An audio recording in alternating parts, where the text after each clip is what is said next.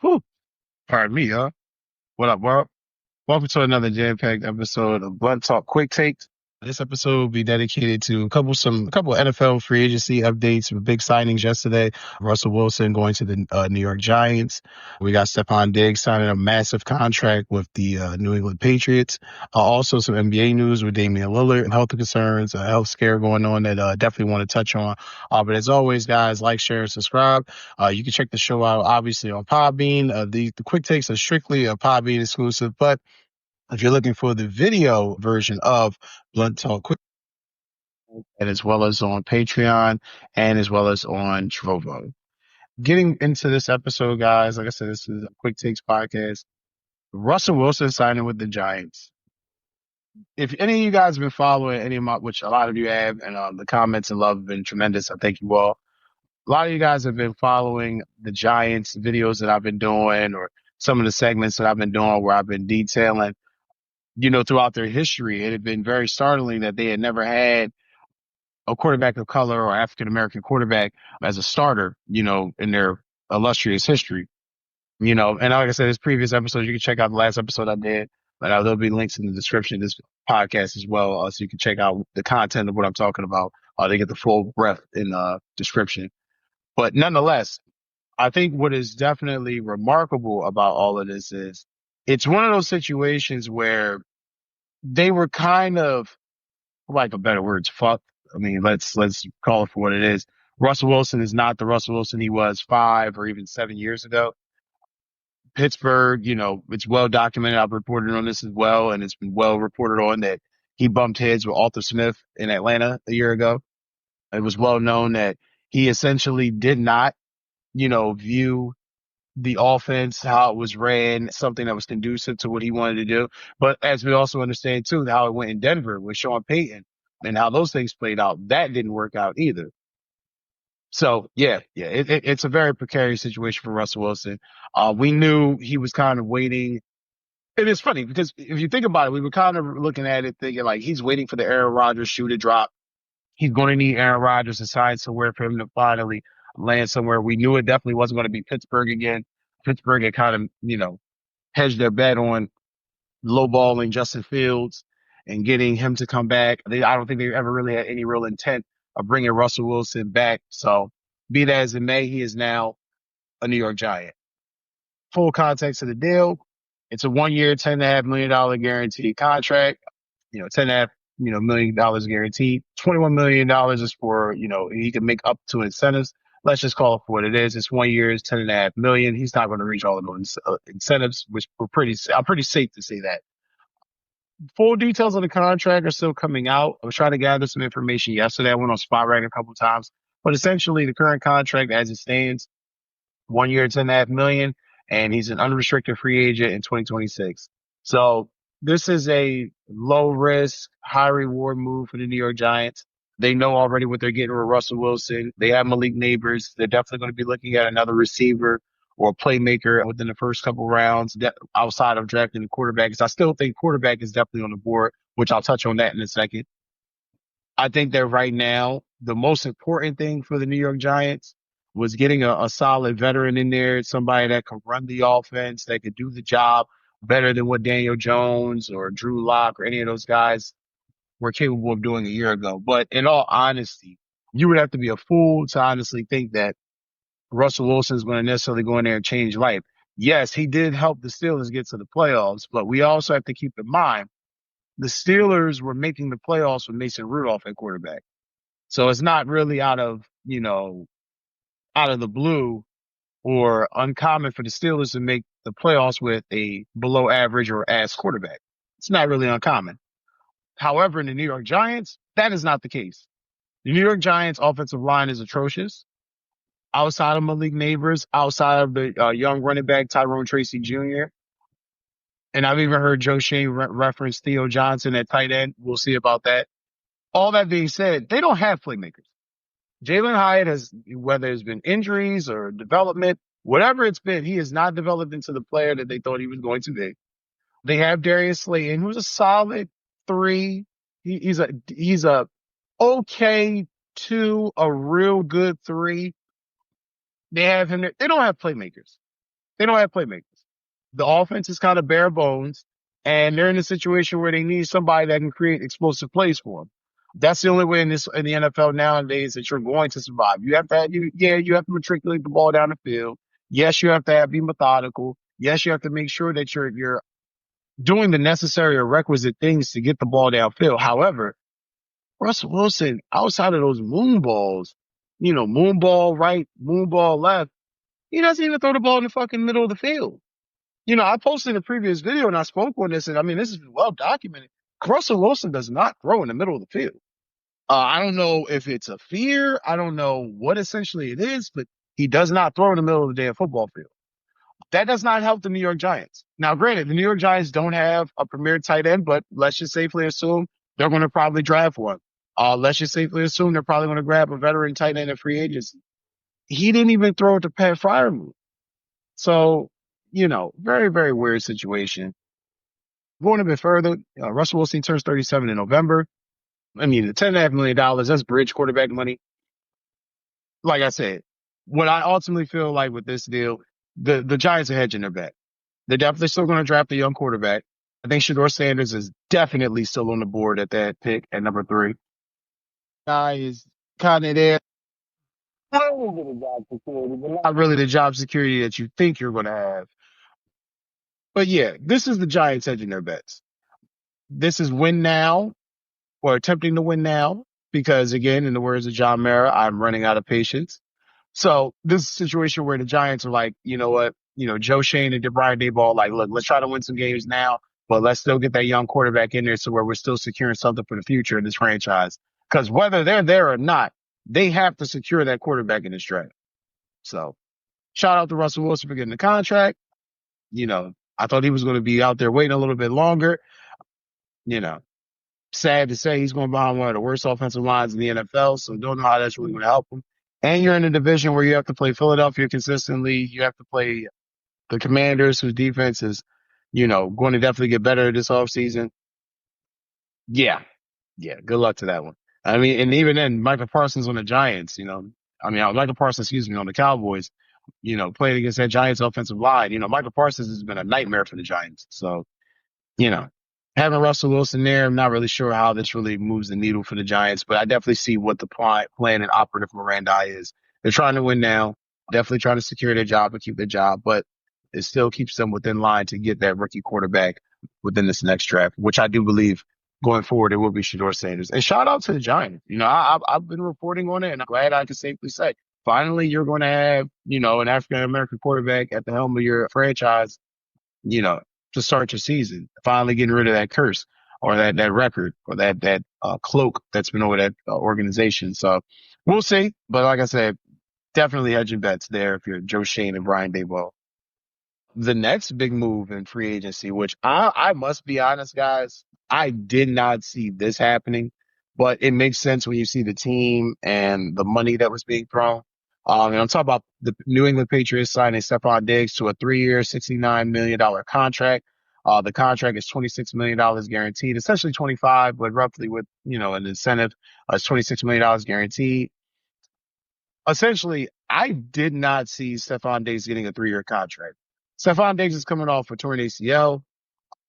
He negotiated the deal, the trade. Oh yeah, I wouldn't say was it a trade? Well, I think it was a trade, but it was either trade or free agency. But I know for a fact that he negotiated the deal with the Texans. No, it was a trade. Exactly. It was a renegotiation. Excuse me. He renegotiated the deal that he had with the Texans after, being traded from the Buffalo Bills. And the deal essentially was a 1-year, $22.5 million deal. Signing bonus was $20 million. So essentially Stefon Diggs was playing for his supper. If he had a good year, a good season, everything worked out, he was essentially going to get his new deal. Unfortunately, torn ACL took away his season. Things didn't work out. So be that as it may, he didn't have the type of season he wanted, didn't get the type of contract offers that he would have gotten out of the gates of free agency to start.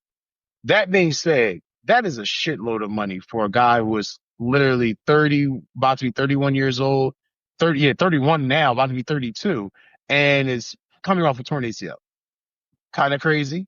But when you look at the New England Patriots cap situation, I mean, let's be fucking for real. They got money, so much fucking money. They have to spend it. And even now, I mean, and I'll dig into this contract out, this is a low risk, high reward type move for New England. And I'll explain. The Patriots can get out of this deal before the year 3, especially with the current cap space. They're going to be, because they don't have anybody that's allocated any big contracts yet. Drake May, he's still playing for his supper. He hasn't gotten paid yet. None of all the offensive linemen are young. They don't really have any receivers. The receiving core is quite ass, but they don't really have any receivers. So they're not paying anybody. That being said, because they're not paying anyone, they're in a situation where they're going to have a shitload of cap for the next couple of years. So signing Stefon Diggs, whether he's productive is the question, but essentially, as long as he's there and his presence and his leadership, that's why they brought Stefon Diggs in. Yes, they think Stefon Diggs is going to play. They think he's going to be some type of productive. They think he's definitely going to be healed from the injury. They practiced. We all saw the video of it on Twitter. He worked out. He was at the facility last week. He was cleared by the doctors. So I understand. That being said, he's no longer the number one type of receiver that he once was. He only had 400 some odd yards receiving last year. It was very clear that Nico Collins and Tank Dell and Houston were the guys that CJ Stroud were going to. Now, it doesn't mean that he wasn't trying to get Stefon Diggs the ball. He truly was. However, it wasn't seeming to work out the way it needed to. And then when he started to catch on, he got injured. So, be that as it may. But the Patriots definitely have to draft a receiver. Looking at their receiving core as it stands, like I said, quite ass. Not any type of, no, there's not one receiver in that group that I'm like, oh my God, this guy has so much potential. I don't even know half of who those guys, are. They can be standing in front of me or walk past me in the street and I wouldn't know who they were. So it just tells you enough right there. And I'm not even saying that teams necessarily got to just jump out and grab sexy names, but this is why you've heard the Patriots name attached to so many different receivers, trying to get A.J. Brown, trying to get Justin Jefferson, flirting with DK Metcalf. I mean, they've tried to go after every big name receiver. And I understand when you have a young quarterback and you want to maximize his potential, you want to pair him with somebody elite to really help him grow and help the offense grow. But this also is a testament to Bill Belichick's drafting, and their drafting sense has been, quite horrid on the offensive end. They have not drafted well as far as the skill position players. They have to accept that. Bill Belichick took a lot of that heat as the de facto general manager for a lot of years. We all know now Elliott Wolf is now that. Now, maybe he takes more of a bit of a back seat with Mike Vrabel being there, but we all know he is the de facto GM in New England. His draft suck. And they have to wear that. So maybe a little seasoning, a little sprinkle of Mike Vrabel being in there now that'll change things. But essentially, yeah, they need a number one wide receiver bad. They need skill position guys like yesterday. So I get it. But that's a lot of money to give to a guy who's coming off a torn ACL. I mean, I get it that the cupboard was bare, but shit, you could have paid Keenan Allen that type of money. Not really sure why. I mean, like I said, Stefon Diggs, when he's healthy, he's definitely a 1,000-yard receiver. I don't think he's going to be that type of caliber receiver anymore, but we shall see. And again, for the Patriots, again, why it's a low risk, high reward play. With the type of money they're paying him, essentially they're only paying him. He's got $25 million guaranteed. They're essentially paying him 17.2 per year. So it's not like he's breaking the bank. And if he's not well or he's not doing what they need to do, they can get off the contract. So if you're New England, happy that you got a veteran in the locker room that can definitely help and mentor a young receiver. But I don't know how long this is going to last, especially with him coming off of one of his worst statistical seasons, and a season that he just had a torn ACL. So we'll see. We'll see. Before we wrap up this episode, though, hopping into some NBA news. This was very crazy. Very, very, very severe health scare dealing with a prominent NBA player, talking about Damian Lillard. But before we get into that, guys, as you know now, right now is the NBA playoffs coming up. A lot of things coming up right now. A lot of different golf events, wrestling events coming up. I know you guys are definitely looking forward to it. So check out StubHub and Viagogo, the number 1 and number 2 leading ticket sellers and resellers in the world. For live events, shows, and concerts, definitely check out StubHub and Viagogo if you're looking to get out. I mean, definitely do some things this weekend or just check out some events throughout the week if you got the free time. But again, hopping into the NBA news, Damian Lillard is going to be out for an indefinite period of time with a blood clot. He had been dealing with a calf injury for a while, and it's kind of weird that, it's another player dealing with these blood clots. Sucks because Damian Lillard is one of the best players in the league. He's definitely been he hasn't had a bad year. He's had an average year, good year by his standards, 25 points, 4 rebounds, 7 assists, shooting almost 45% from the field. So again, and even in the last game that he played, which was Tuesday, he had 16 points, 4 assists, and 3 rebounds. And like I said, battling with the injury, but it's just a very unfortunate situation that he's dealing with. And it's a deep vein thrombosis, which is a blood clot in the right calf. Chances are high that he does return this season. However, the team is placing a high priority on his health. That's why they're placing him out. He did speak with Chris Haynes. He says here in his quote from Damian Lillard. Damian Lillard, to me, on his diagnosis, it's unfortunate that something outside of my control will come up. Along with the Bucks medical staff, our priorities are to protect my health and safety. As much as I love basketball, I need to be there for my kids and my family. So I get it. I truly get it. Definitely understand there. Let's go a little bit further. He says, I'm grateful the Bucks acted quickly on this. They've been supportive and proactive throughout this process. I look forward to moving past this and continuing my career. So it's definitely great that they caught it. Shout out to the Bucks medical staff for definitely not slacking on the job and doing their thing. This is significant, though, low key in the Eastern Conference, because make no mistake, Doc Rivers, which I'll touch on him in a second, too. Doc Rivers is in a very precarious situation because they're fifth currently in the Eastern Conference. They're 40-31. So it's not like I'm saying they're going to bottom out or any shit like that. But, the Eastern Conference right now is starting to heat up. You got some teams starting to percolate. Now, we'll see how things shake out. We'll see where things go. But definitely going to be a little bit hard now. You already know Giannis has been battling with injuries throughout the year. He's been in and out of the lineup consistently. Now you got Damian Lillard being out. And like I said, you don't even know when he's coming back. So essentially, you gotta kind of take it with a grain of salt and realize right now that it is what it is. And, just hope that Dame gets healthy and you got to tread water and just, hold serve until he gets back if you're the Bucks. Definitely going to be a precarious situation for them, but definitely shout out again to the Bucks medical staff for catching that situation. Now, before I wrap this episode up, I want to get into Doc Rivers. Doc Rivers, I tend to give people the benefit of the doubt a lot of times. I tend to think that people aren't egotistical or shallow as we may think they are or project that they may be. We tend to think that people don't really even pay too much attention to all of the things that are said about them because we all know a lot of that shit is erroneous and, everybody's got haters to a different degree. And, how that we all deal with some type of, not constructive criticism, but sometimes ridiculous, abstract, and out of the ordinary criticism. Sometimes from people we love and sometimes from people we work with. Sometimes it's from people that we don't even fucking know. Be that as it may. This criticism that Doc Rivers is getting is completely justified. And I'll have a link in the description so you can definitely view the article. It was covered by various outlets yesterday, Bleacher Report, USA Today, ESPN. Doc Rivers calls out unfair criticism for blowing 3-1 leads in the NBA playoff. Now, funny enough, he sat down with Mark J. Spears on the Anscape podcast. Well, Anscape's Mark J. Spears on his podcast. I definitely check out Mark J. Spears on Substack. I definitely follow Mark J. Spears, great NBA reporter. He stated, it is what it is. It's part of my legacy. There's nothing I can do about it. I got a team that was up 8 seed, up 3-1. I got a team that was an 8 seed, up 3-1. That is coaching. That is not bad coaching. That one with the Clippers is the only one that got away. But people don't realize that Chris Paul was running on one leg and we were also the underdog in that series. When you think about it, Houston had home court, not us. I'm not going to waste too much time on this. Doc, shut the fuck up. Don't nobody care about you being up 3-1 and you showing that's coaching.